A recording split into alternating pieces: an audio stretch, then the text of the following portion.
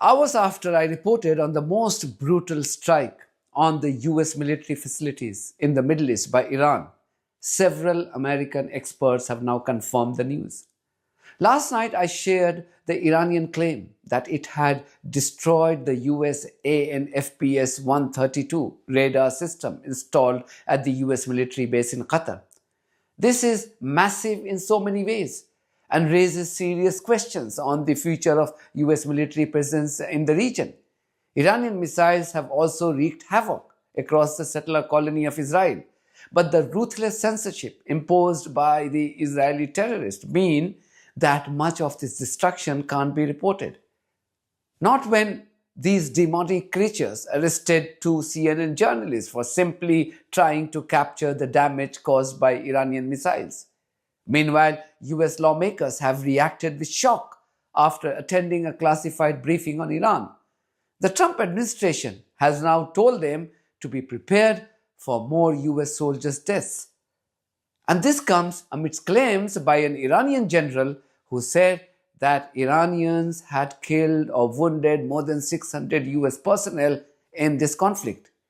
This would be the broader focus of my video today. Also in my video is a Freudian slip by top Jewish Democrat Senate leader Chuck Schumer on nuclear Israel. So please stay tuned. It's now confirmed that the Iranians have indeed inflicted a body blow to the American military apparatus in the Middle East by destroying their most prized radar system. Just how important this radar is for the Americans can be understood by the fact that the cost of ANFPS 132 early warning radar system at Al Udeid Air Base in Qatar is valued at $1.1 billion. Qatar has confirmed that this was hit and badly damaged by Iranian missiles. And this is not the only bad news for the US military assets in the Middle East. This is what David Pine, a former US Army headquarters staffer, wrote on Twitter, and I quote, "While Fox News and other regime media outlets continue to spin the war as a major victory for the US and Israel, Iran is currently in the process of destroying America's premier military base in the entire Middle East, the US 5th Fleet headquarters in Bahrain. This is the only US military base in the Middle East that I have stated is worth keeping. And there is a good chance the US may never rebuild it because it is much too vulnerable to Iranian short-range ballistic missile strikes." End quote. Can you understand what Pine is saying here? The US may never be able to rebuild the 5th Fleet's headquarters in Bahrain. And then we are not talking about the other damage caused to American assets. Last night, after I posted the video, we learned that the Iranian missiles had struck a US consulate in Dubai. It was on fire. You can watch that video on our Telegram channel. So Iranians have been successfully hitting every single strategically important American assets in the region. Imagery showing the extent of the damage to US military facilities across Gulf Arab countries is starting to emerge, part of Iran's furious response to an Israeli-American campaign that decimated its leadership. At least 9 US military positions have been hit in less than 48 hours. These are relatively close targets. They're much nearer to Iran than its usual target, Israel. That proximity may give Iran's missiles and drones a better chance of hitting their targets. This is the port of Shuaibah, where just after 9 a.m. on Sunday morning, an Iranian strike set a makeshift US operations center at the civilian port ablaze. 6 American service members were killed in the attack. You can see smoke rising from the fire. The blown-out 3-wide trailer blackened on the inside. There are few signs of fortification. In another attack, a drone, this appears to be the Arash 2, crashes into US positions in Camp Buring.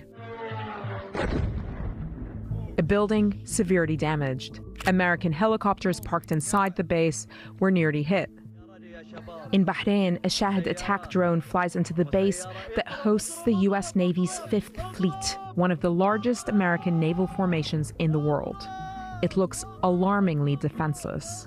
The drone hits one satellite communication terminal, clearly seen here. But the scale of the damage is more obvious here, warehouses and other buildings damaged, and another satellite communication terminal destroyed in a separate attack. We see this pattern of targeting throughout the region. At least 5 satellite communication terminals were destroyed. It points to a possible Iranian effort to cut US bases off from the outside world. Iran used an unprecedented barrage of missiles and drones. US Patriot missiles and other multi-billion-dollar air defense systems shot most of these out of the sky. But the ones that got through were enough to puncture the veil of security around oil-rich Gulf Arab states and the heart of America's security infrastructure in the Middle East. Now, the question is just how long can Iran sustain these attacks? That depends on how big their stockpiles of missiles and drones are, which is currently unknown. And really, Aaron, it comes down to how quickly can the US and Israel achieve their stated objective of obliterating the missiles. Until that happens, Iran has made it clear that in the aftermath of the killing of Ayatollah Khamenei, it plans to sow as much chaos as possible to US interests in the Middle East and beyond. The American and Israeli terrorists have claimed that they had destroyed thousands of missile launch pads in Iran. But this appears to be nothing more than a propaganda. Iranians aren't firing their missiles from a static location in a designated area. One of the reasons why Americans and Israeli terrorists have been unable to stop the barrage of Iranian missiles hitting them so hard is because of this video.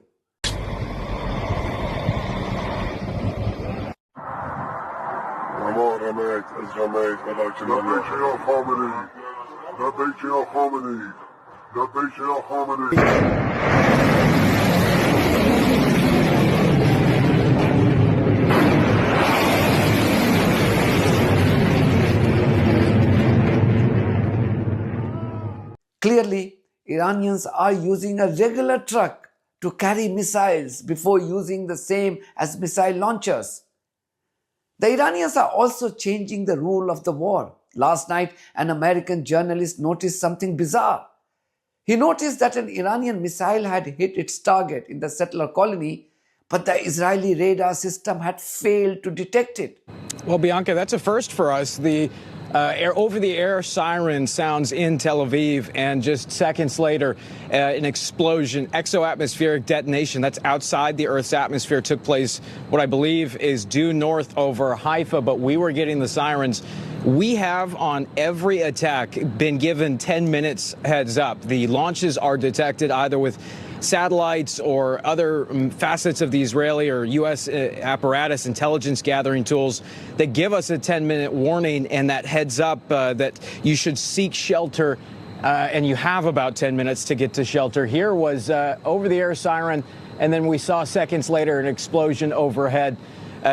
More concerning about an environment like that is why? Why is this the first instance when we're not getting 10 minutes leeway, especially with the regime's ability to launch these missiles being degraded every minute by this joint U.S.-Israeli targeting campaign to take out their missile launchers, take out their missile stockpile? I can't share the video of that missile hitting the Israeli target here, but you can watch that video on our Telegram channel or upscrolled social media page. Meanwhile, several US lawmakers have reacted in shock after learning about Trump's plans to sacrifice more and more US troops for the Israelis. Watch how they reacted after attending a special briefing on the ongoing Iran war. This was Senator Ed Markey. I just left a classified briefing on Iran, and it only confirmed what we already knew. Donald Trump is waging an illegal war, and he has no plan to end it. Today, he said we attacked Iran because he had a feeling, but we know the truth.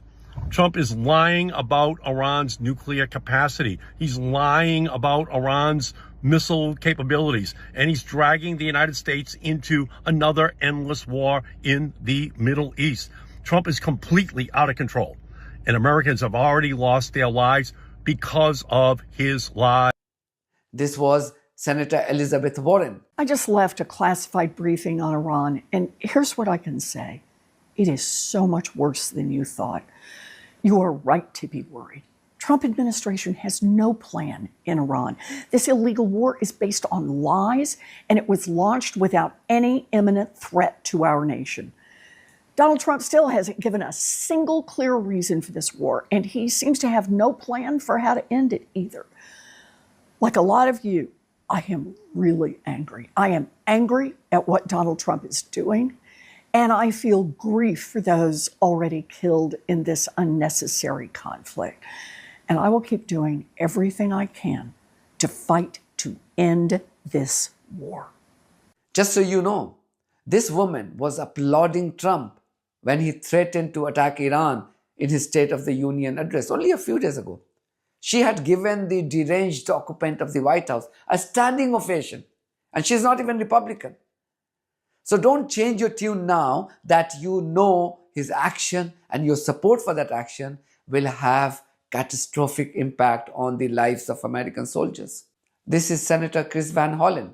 Just a little earlier, I got out of the administration's briefing to the Senate about the situation in Iran. And what you hear behind closed doors is essentially what we're hearing in the public domain, which is complete incoherence. No explanation for why Donald Trump broke his promise to the country when he said he wasn't going to drag us into additional wars, and constantly shifting narratives about what this is all about, right? Even today in the Oval Office, the president was spinning all sorts of rationales. On the one hand, they say it's to go after Iran's nuclear program. We know Iran has no nuclear weapons capability. After all, the president told the country that it had been decimated last year. So then they say, well, we're going to go after Iran's ballistic missiles. Well, Iran has no ballistic missiles that can get anywhere close to the United States. Zero. And of course, then Donald Trump said he was going to liberate the people of Iran. But if you look at public reporting about the CIA's assessment, it says that they concluded that if you get rid of the Iranian leadership, you're very likely to get a much more, even more, radical group in their place. But we do know from Secretary Rubio that Netanyahu decided to strike Iran. And so here we are, doing what Prime Minister Netanyahu said he wanted to do for 40 years, which was to attack Iran. It's just Netanyahu had not found a president stupid enough to drag the United States into that war before. And now Donald Trump has done it, and they don't have a clue as to what the end game is. This is Senator Chris Murphy. Senate, this is as serious as it gets. This is war and peace. They told us in that room that there are going to be more Americans that are going to die, that they are not in the short run going to be able to stop these drones that are going to continue to fly into the Middle East. We have to have a debate in the United States Senate on an authorization of military force. It will likely fail.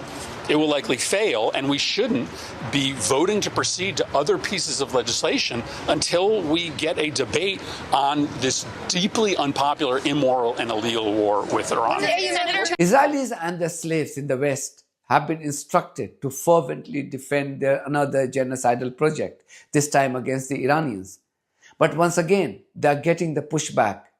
American podcast host Dave Smith shut up one Israeli apologist on the Piers Morgan show this week. Okay, so I've heard the talking point a million times that Iran is the #1 sponsor of terrorism. It is something that the war hawks love to say. I have actually never once heard a coherent definition of terrorism and then a demonstration that they're the worst of it. The IDF is the worst terrorist organization in the region. Let's get real. The United States of America is arguably the worst terrorist organization in the world. If you want to look over the last 25 years, how many innocent civilians we've slaughtered. You're getting us into the neocon. Yeah, that's right. You're getting us into the neocon 7th war, which they've been dying for the last 25 years. You might want to take down, by the way. No, actually, if you love this country, if you're a real patriot, you'd have to hate this government. You said America killed like the worst terrorists in the world, more than Iran, dude. Yeah. DC killed a lot more people than Iran did. And that's George W. Bush and Barack Obama and Joe Biden and Donald Trump. It has nothing to do. Okay. Dude, just all you can do is just interrupt because you know you have no point on your side. Anyway, Piers, what actually are there matters not mass here, graves in Iran? Anyway, true or what false? actually... Anyway, what actually matters here is that the calculation has been drastically changed and the incentives have been changed by Donald Trump, even since the 12-day war. Look, for the 12-day war to work out the way it did, really relied on a major piece of that puzzle, which was that Iran, for self-preservation reasons, showed restraint in their response. They called ahead. They let us know where they were going to target. They made sure they didn't kill any Americans.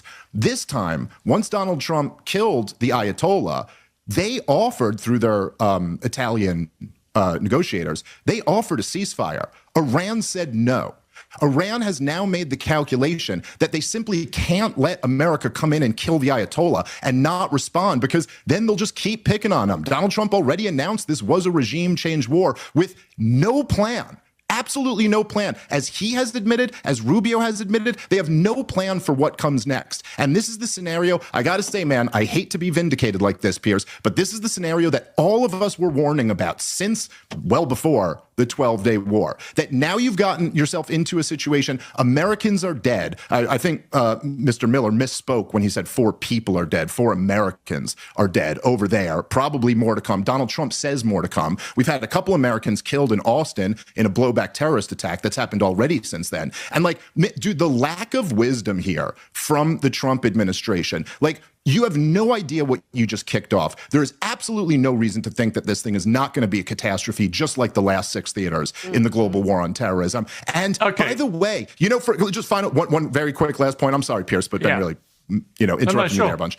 Let me just say one thing. For all the like supposed like pretend intellectuals out there, like the Gad Sads and the Sam Harris, who have spent a career talking about how violent and irrational the Muslim world is because you can't even draw a cartoon of Muhammad or they'll start killing people. Hey, what do you think happens when you murder an Ayatollah?